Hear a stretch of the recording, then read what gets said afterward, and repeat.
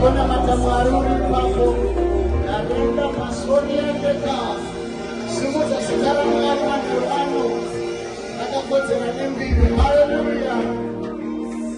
David anati, bless the Lord, O my soul, and forget not of his benefits. Amen. Zvoreva kuti worship ine mabenefits ayakatakura. Hallelujah. When you worship God, kune zvinondova zvakabatira. Hallelujah.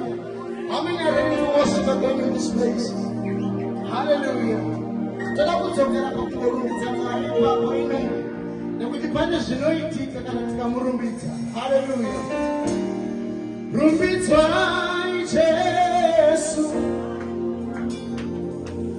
Ona matwai mutsvene zita renyu ngarikudzwe. Tauya nerumbidzo kuna wakaita semi mbiri yose kwamuri.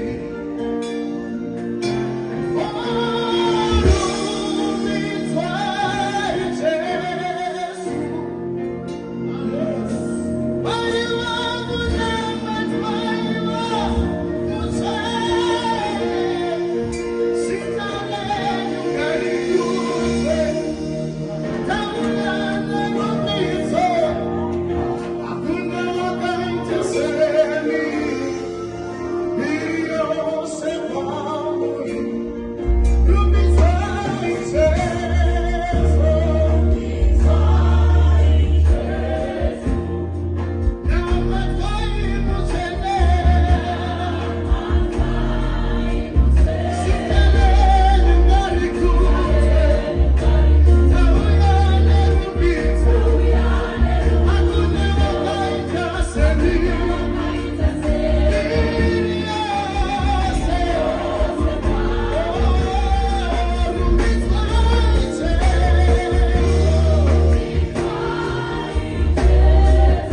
Imimi na matwai mutsvene zita renyu ngarikudzwe.